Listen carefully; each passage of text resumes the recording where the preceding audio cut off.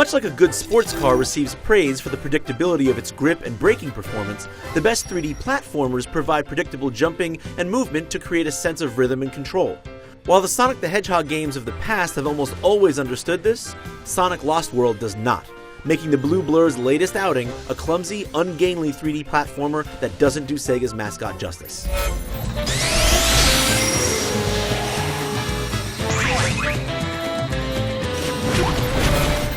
To its credit, Lost World does look the part.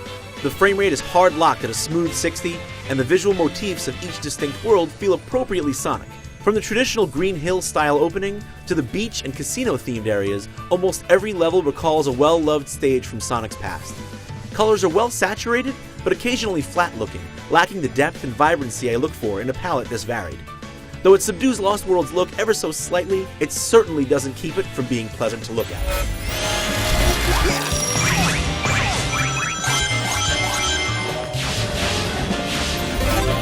Sonic Lost World is a strange sort of design feat where no one thing is broken, but a perfect storm of subtle tuning decisions throw a monkey wrench into the works. The most immediately apparent issue is how controlling Sonic feels. He doesn't really accelerate the way he has in the past. Instead, moving the left stick puts him directly into a leisurely jog that feels more Italian plumber than Blue Hedgehog. And even when you depress the right trigger to dash, his speed feels lacking. I never felt like the speed demon I wanted to be. As underwhelming as I found Sonic's speed on the ground, I was floored by how sharply it dropped off in mid-air. Leaps fall far short of what I expected based on my running speed, so I had to rely on the double jump, which returns here from Sonic Colors, to ford even the smallest looking gaps. Wall running is now a common way for Sonic to get around as well, but again, his speed here is painfully lacking. A new secondary lock-on attack has you homing in on foes and punting them forward to clear out their buddies, but whenever you use it, everything jerks to a halt, interrupting your flow of movement. At nearly every opportunity, Lost World got between me and the speed I craved. The Super Mario Galaxy-inspired level designs compound these problems.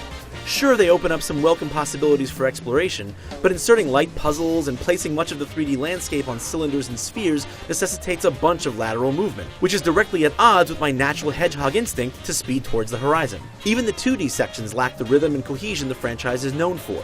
The same awkward jumping and sluggish movement carry over, exacerbated by the fact that Sonic has a tendency to wall run on any vertical surface he's near while airborne. Brief, scripted moments attempt to convey Sonic's speed, but these mostly amount to mini cutscenes that take control out of your hands. A handful of levels did manage to get out of my way long enough to build up some legitimate speed, but for the most part, I was stuck watching Sonic go fast rather than making him go fast. Finally, the main villains put up some of the most boring fights in the series' history, while spouting winners like this. I've been dreaming about pounding his sorry blue butt! And don't get me started on Lost World's Ice Act. Having Sonic spent an entire level as a giant snowball to slip and slide slowly and uncontrollably across narrow ledges is the exact opposite of fun.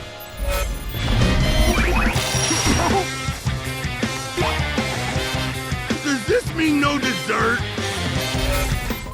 After the success of Sonic 4, Colors, and Generations, this is a big disappointment for Sega's speeding Blue Bullet. Sonic Lost World clumsily tears all the wrong pages out of the Super Mario Galaxy playbook, and in so doing, loses the breathless speed and fluidity that makes a Sonic game a Sonic game.